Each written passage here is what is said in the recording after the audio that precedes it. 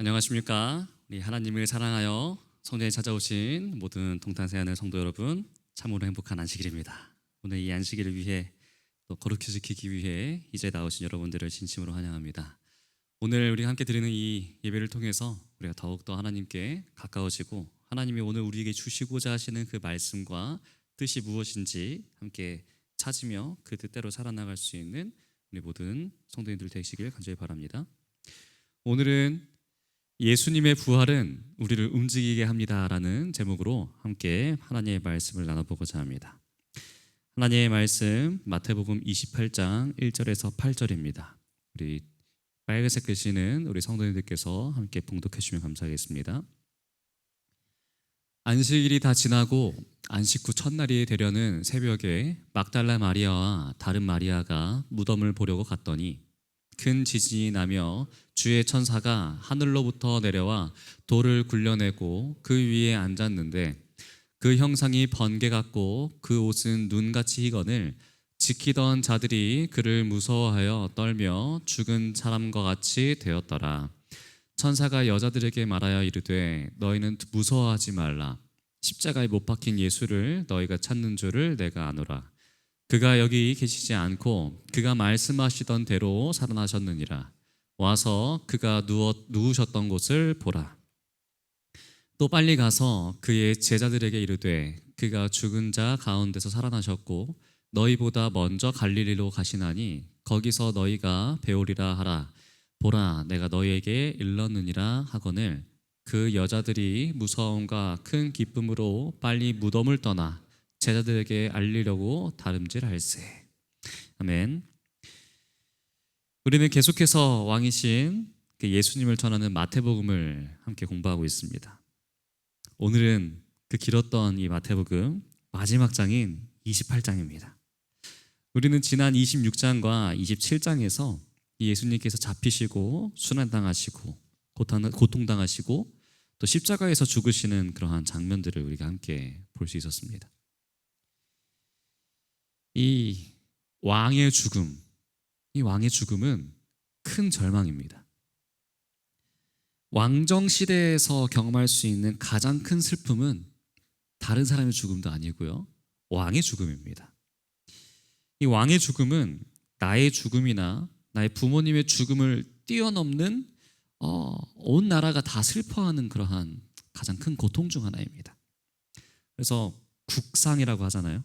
네, 국가의 이 장래. 그런데 그보다 더 큰 힘이 있다고 한다면 무엇일까요?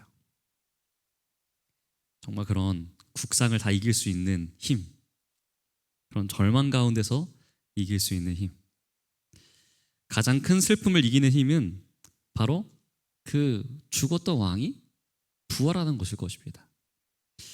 오늘 마지막 마태복음 28장은 이러한 왕의 부활을 우리에게 보여주고 있습니다. 부활이 왜 필요할까요? 우리는 살던 사람이 계속 사는 것을 원합니다. 우리는 영원을 사모하는 마음이 있기 때문에 우리는 영원히 살기를 바랍니다.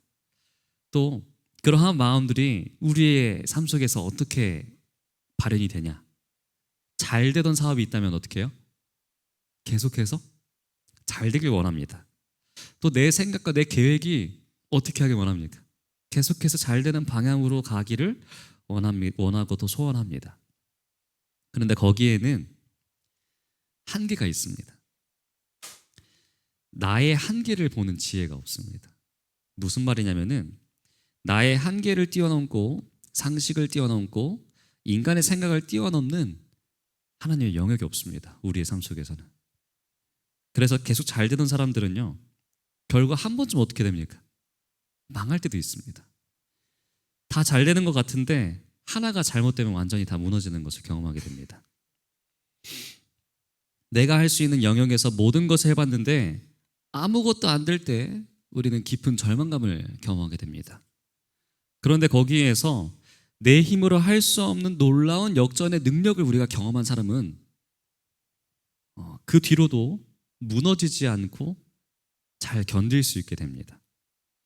왜냐하면은 내 힘으로 여기까지 온 것이 아니라는 것을 알기 때문에 내 노력과 내 힘만이 아니라 내가 할 수 없는 어떤 놀라운 힘이 나를 다시 일으켰고 나를 이 자리에 올려놨다라는 것을 믿으며 살아갈 수 있기 때문에 그렇죠.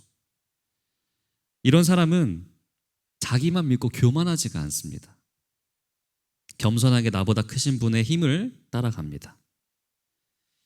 이 예수님의 부활이 중요한 이유는 예수님의 죽음과 부활이 우리에게 보여주는 것은 우리의 인생이 끝난 것처럼 보일 때 거기에 분명한 시작이 있다는 것을 보여주기 때문입니다. 그래서 예수님의 부활을 믿는다는 것은 단순히 예수님의 그러한 신성만을 믿는다는 것이 아닙니다.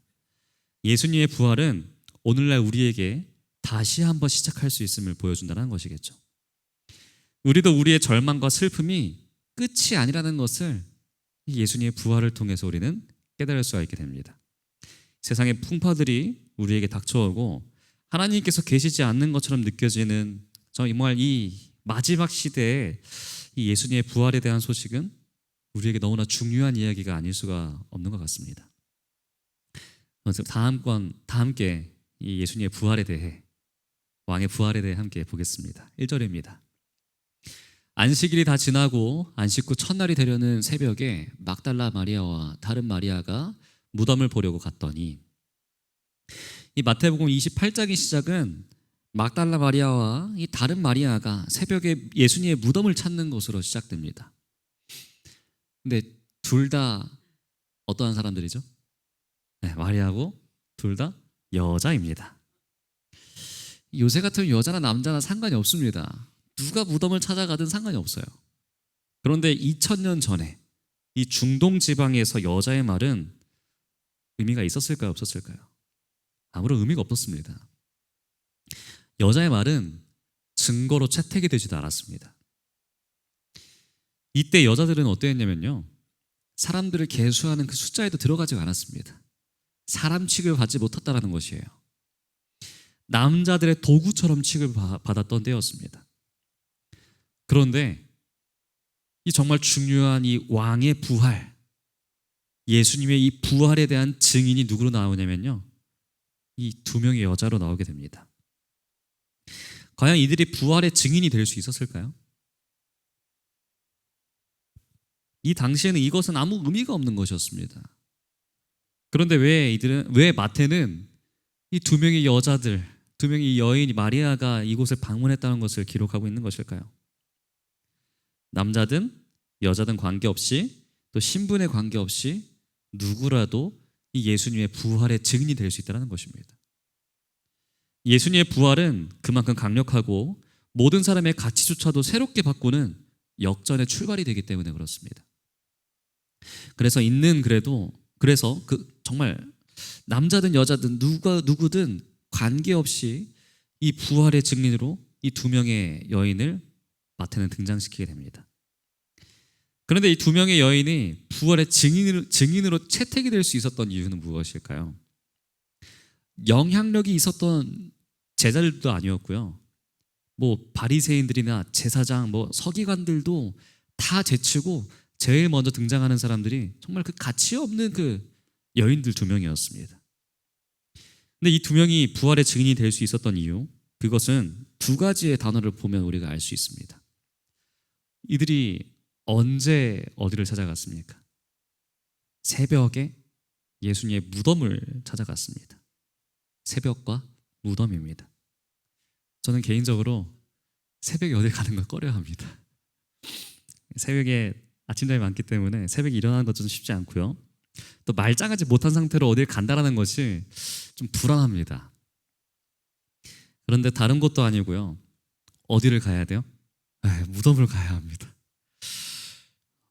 여기서 제가 만약에 새벽에 저랑 같이 무덤에 가자고 그렇게 요청을 한다면은 얼마나 많은 분들이 저를 따라와 보시겠습니까? 선뜻 따라오실 분들 계십니까? 다른 것도 아니고 무덤입니다. 우린 새벽에 예배하러 교회를 가긴 해도요, 어디 가지 않습니까? 무덤은 잘 안 갑니다. 근데 새벽에 우리가 무덤을 가려면 무엇이 필요할까요? 부지런함이 필요할까요? 담력이 필요할까요? 아니면 좋은 성격이 필요할까요? 불도 필요하다 하셨어요. 뭐 잘 봐야 되니까. 근데 그런 것보다 우리가 먼저 그 무덤에까지 갈 수 있게 만드는 우리 원동력이 필요하다는 거잖아요. 그 원동력이 무엇이었습니까? 사랑하는 마음이었습니다. 내 사랑하는 분이 거기에 계시면은 새벽이라도 달려갈 수 있는 것이겠죠. 또 무덤이라도 갈 수 있는 것입니다. 이들이 지금 돌아가신 예수님께 향유를 부으러 갔습니다. 돌아가신 예수님이라도 내가 만나서 향유를 붓고 싶은 그러한 마음, 그 사랑하는 마음이 예수님을 찾아가는 마음이 되었고, 이 두 사람은 예수님의 부활의 첫 증인이 될 수 있었습니다. 우리 사랑하는 성도 여러분, 우리에겐 이렇게 예수님을 사랑하는 마음이 필요합니다. 내가 정말 예수님을 사랑하는가? 내가 정말 하나님을 사랑하는가? 하나님께서 내게 주신 말씀을 사랑하고 있는가?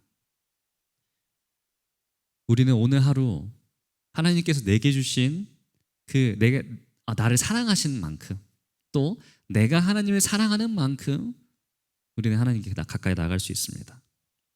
내가 사랑하는 만큼 이 말씀이 내게 역사할 수 있는 것이고요, 내가 사랑하는 만큼 우리의 삶은 달라지게 된다는 것이겠죠. 진정으로 예수님을 사랑하고 하나님의 말씀을 사모하는 우리 모두가 되길 간절히 바랍니다. 2절입니다. 큰 지진이 나며 주의 천사가 하늘로부터 내려와 돌을 굴려내고 그 위에 앉았는데, 이 큰 지진이 나는 장면은 이 사복음서 중에서도 마태복음에서만 등장하는 내용입니다. 다른 세 가지의 복음서는 그냥 그 예수님께서 부활하시고 난 다음에 비어있는 그 빈 무덤의 발견만 언급하고 있는데, 마태는 여인들이 큰 지진과 함께 천사가 내려오는 그 장면을 목격한 사실을 보도하고 있습니다. 성경에서 지진은 하나님께서 강림하여 역사하실 때 나타나는 현상으로 하나님의 능력을 언급하는 일에 자주 쓰이게 됩니다. 여기서 지진이 발생했다는 것은 이 예수님의 부활이 하나님의 크신 능력이 함께 역사했음을 의미하고 있는 것이겠죠. 이 지진은 예수님의 부활과 더불어 새로운 창조 질서의 구원사가 시작되는 그러한 알리는 하나님의 개입이라고 우리가 볼 수 있는 것입니다. 그런데 어떤 사람들은요, 이렇게 생각을 해요. 이 지진과 돌의 움직임이 예수님의 부활의 시점을 알려주는 내용일 뿐이다. 예수님을 무덤 밖으로 나오게 하기 위한 그냥 하나의 이적이다라고 주장하는 사람들도 있습니다. 하지만 이 이적은 오히려 이 두 명의 여인들과 다른 주위의 사람들로 하여금 무덤이 비어있다는 사실을 알게 하며 더 이상 죽음 아래 머물러 있을 수 없는 그 예수님의 부활의 흔적을 친히 목격하게 하기 위함이라는 더 큰 하나님의 뜻이 숨겨져 있다는 것이겠죠. 근데 이 두 명의 여인이 이 무덤에 방문하러 갔을 때 가장 큰 두려움은 무엇이었을까요? 걱정. 가장 큰 걱정은 이 돌문이었습니다. 이 돌문은 여자 둘이서 움직일 수 있는 그런 돌이 아니었습니다. 그런데 사랑하는 마음으로 달려갔을 때 누가 그 일을 하신 것이에요? 하나님께서 그 일을 하신 것입니다. 무엇이 있었기 때문에? 사랑하는 마음이 있었기 때문에. 3절과 5절입니다. 그 형상이 번개 같고 그 옷은 눈같이 희건을 지키는 자들이 그를 무서워하며 떨며 죽은 사람과 같이 되었더라. 천사가 여자들에게 말하여 이르되 너희는 무서워하지 말라. 십자가에 못 박힌 예수를 너희가 찾는 줄을 내가 아노라. 이 천사의 모습을 보고 경비병들이 놀라서 기절을 하게 됩니다. 그리고 천사가 여자들에게 말을 합니다. 십자가에 못 박히신 예수를 너희가 찾는 줄을 내가 안다. 이 두 명의 여인들은요, 십자가에 못 박히신 예수님을 찾았습니다. 진정한 믿음은 십자가에 못 박히신 예수님을 찾는 것입니다. 우리는 보통 예수님을 찾는데 어떠한 예수님을 찾습니까? 어떠한 하나님을 찾으십니까? 병 고쳐주시는 예수님을 찾습니까? 문제를 해결해 주는 그러한 예수님을 찾습니까? 또는 물 위를 걸으시는 그러한 예수님을 찾습니까? 우리는 우리가 찾는 예수님은 뭔가 있어 보이고 나에게 도움이 될 만한 분이라는 그러한 예수님을 찾을 때가 우리가 종종 있는 것 같습니다. 그런데 정말 우리가 찾아야 할 예수님은 누구시냐면 십자가에 못 박히신 예수님입니다. 이 십자가에 못 박히신 예수를 찾는 자들마다 누구를 만나게 됩니까? 바로 살아나신 예수님을 만나게 됩니다. 우리는 우리에게 우리의 문제를 해결해 주시는 그러한 예수님을 찾으면 안 되고요. 십자가에 달려 돌아가셨지만 다시 살아나신 그러한 예수님을 찾아 만나야 합니다. 시대의 소망 786페이지입니다. 그리스도는 믿는 자에게 부활과 생명이 되신다. 죄로 인해 잃어버린 생명이 우리 구주 안에서 회복된다. 이는 예수께서 당신이 원하는 자들을 소생시킬 수 있는 생명을 당신 자신 속에 가지고 계신 까닭이다. 그분은 불멸을 주실 권리를 부여받으셨다. 우리가 예수님을 믿는 이유가 우리의 필요를 채워주는 도구로서의 신앙이 되어서는 안 된다는 것입니다. 무에서 유로 나를 창조하시고 우리의 삶을 주관하시는 창조주 하나님을 섬기는 믿음이 우리에게 필요하다는 것이에요. 이런 창조주 하나님께서 우리의 죄를 해결하시고 회복시키시기 위해 십자가를 대신해서 지셨습니다. 우린 다른 예수님을 찾는 것이 아니라 십자가에 못 박히신 예수님을 찾아야 합니다. 천사가 강조하는 것은 십자가에 못 박히신 예수입니다. 죽음을 강조한 것은 분명한 죽음이 분명한 부활의 전제가 되기 때문이죠. 또한 이 천사가 여인들이 무엇을 하고 있는지 알고 있다는 것은 예수님을 따르는 자들이 결코 외롭게 고립된 상태에 머물러 있다는 것이 아닙니다. 하나님께서 그들의 행동을 하나하나 다 감찰하시고 그들과 함께 하시고 있었음을 말해주고 있는 내용이라는 것이에요. 6절입니다. 그가 여기 계시지 않고 그가 말씀하시던 대로 살아나셨느니라. 와서 그가 누우셨던 것을 보라. 십자가에 못 박히신 예수님을 찾아갔는데요, 실제로 이들이 만난 분은 살아나신 예수님, 부활하신 예수님을 만납니다. 이것이 우리의 신앙이 되어야 합니다. 신앙은 십자가에 못 박히신 예수님이 나를 위해 죽으셨다는 것을 믿는 것입니다.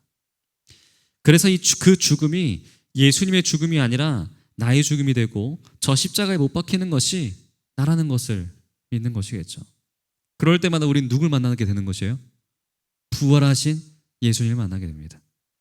예수님의 부활이 나의 부활이 되고요, 나도 다시금 이전의 모습대로가 아니라 새로운 하나님의 말씀대로 우리의 새로운 삶을 출발할 수 있게 됩니다. 그것이 예수님의 부활의 삶, 부활의 신앙입니다. 십자가에 못 박히시고 부활하신 예수님을 믿고 따라가는 성도들이시여, 우리의 행동을 감찰하시고 우리와 함께 하시는 그러한 십자가 예수님을 함께 바라봅시다. 그분의 보호하심과 인도하심에 감사하면서 그러한 예수님의 부활에 참여하는 우리 모두가 되길 간절히 기도합니다. 이 예수님의 이 죽음에 대해 우리가 유대인의 시점으로 한번 바라볼 필요도 있는 것 같습니다. 모든 유대인들이 기대하던 이 예수님, 유대인들이 기대하던 그 예수님은 죽었습니다.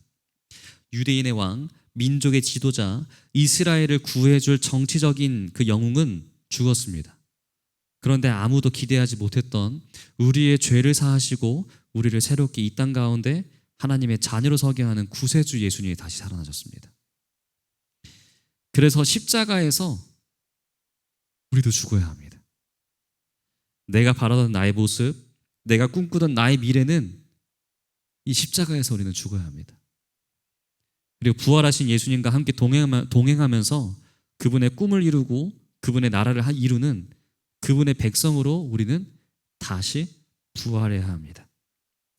그래서 마태가 그렇게 이야기하는 왕, 이 왕이 왜 중요할까요? 그 왕을 따르는 자마다 왕과 함께 죽고 왕과 함께 부활하기 때문에 그렇습니다. 그래서 부활하신 왕을 따라가는 다시 한번 새롭게 태어나고 부활한 제자들이 바로 우리라는 것이겠죠. 그래서 그들에게 천사가 이렇게 말합니다. 7절입니다. 또 빨리 가서 그의 제자들에게 이르되 그가 죽은 자 가운데서 살아나셨고 너희보다 먼저 갈릴리로 가시나니 거기서 너희가 배우리라 하라.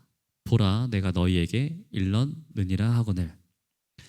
부활을 경험한 우리들이 해야 할 일은 가는 것과 말하는 것입니다. 가서 말하는 것. 이 말하는 것이 먼저일까요? 가는 것이 먼저일까요? 가는 것이 먼저입니다. 빨리 가라. 빨리 가라. 부활은 말로 전하는 것이 말로 전하는 것이 아니라 달려가는 것입니다. 행동으로 해야 한다는 것이에요. 그래서 이 두 명의 여자들이 무엇을 했는지 8절에 나옵니다. 그 여자들이 무서움과 큰 기쁨으로 빨리 무덤을 떠나 제자들에게 알리려고 다름질할세. 빨리 무덤을 떠나서 뛰어갑니다. 부활을 경험한 사람들은 삶이 달라집니다. 그리고 몸이 움직이게 됩니다. 예수님의 부활을 목격한 사람들은 몸이 움직이고 반응하게 됩니다. 그리고 그들이 달려간 삶에 그 삶이 달라지게 됩니다. 그런데 이 이야기와 11절 이후에 벌어지는 일들은 전혀 다르다는 것이 나타납니다. 11절과 15절 사이에 어떤 일이 일어나냐면은 이 여자들이 갈 때 경비병 중에 몇 명이 성에 들어가서 모든 경위를 이 대제사장들에게 알리게 됩니다. 그랬더니 이 제사장들이 장로들과 함께 모여서 의논하고 군인들에게 돈을 줍니다.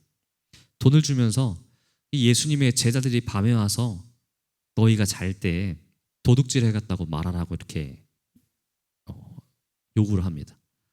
이 말이 총독에게 들리면은 우리가 도와줄 테니까, 왜냐, 자고 있다가 경계 제대로 하지 않고 시체를 이렇게 훔쳐가게 된 것을 한 거니까 총독이 알면 어떻게 될까요? 혼나겠죠. 그러니까 그런 것도 총독이 알게 되면은 내가 도와줄 테니까 걱정하지 말라고 약속까지 합니다. 그리고 15절입니다. 군인들이 돈을 받고 가르친 대로 하였으니 이 말이 오늘날까지 유대인 가운데 두루 퍼지니라. 부활의 능력을 말로 막았습니다.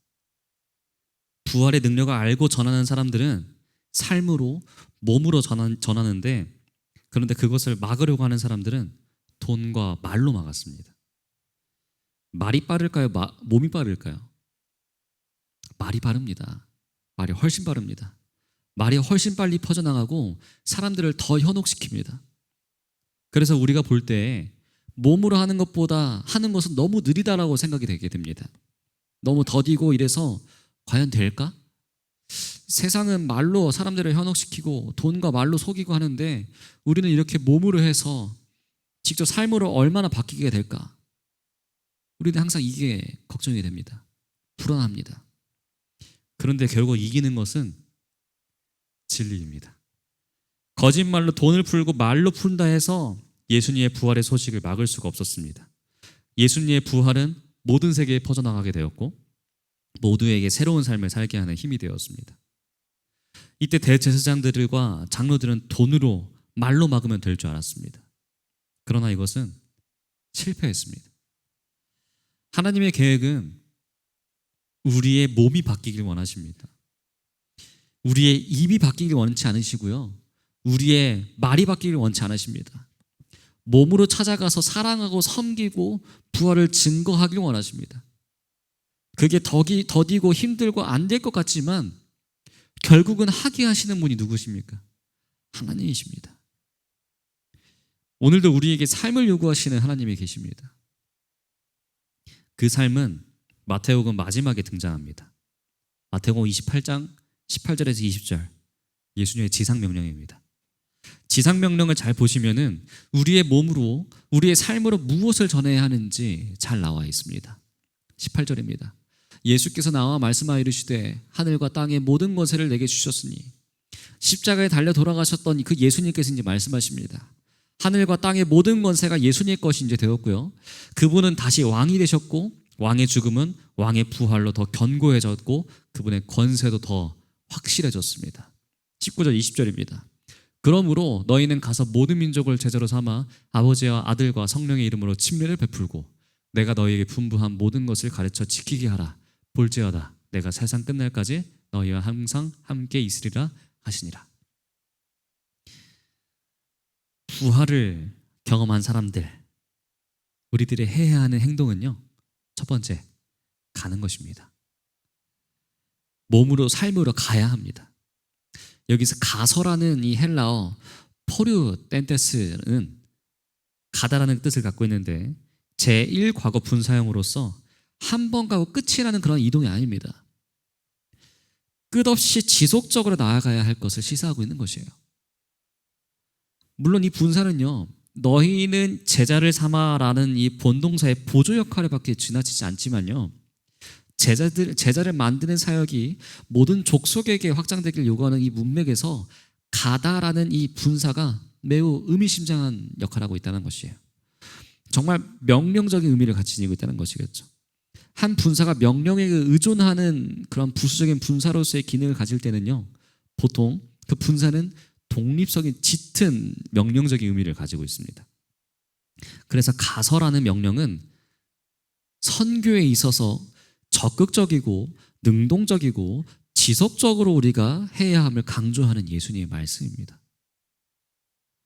한 번으로 끝나는 선교, 한 번으로 만족하는 그러한 신앙이 아니라요, 지속적으로 우리의 삶이 변화되고 하나님의 사역에 힘쓰는 그러한 신앙이 우리에게 필요하다는 것입니다. 가야 하는 것이에요. 몸으로 삶으로 우리는 가야 합니다. 진정으로 그냥 한 번으로 끝나는 그런 신앙이 아니라요, 지속적으로 우리의 삶이 변화되고 하나님의 사역에 힘쓰는 우리가 되길 기도합니다. 두 번째는 제자로 삼으라는 것입니다. 이 제자로 삼으라는 것은 사탄의 억압 가운데 살아가는 주님의 백성들을 거룩한 백성으로 편입시키라는 강한 군사적인 명령입니다. 군대에서 제일 중요한 것이 무엇입니까?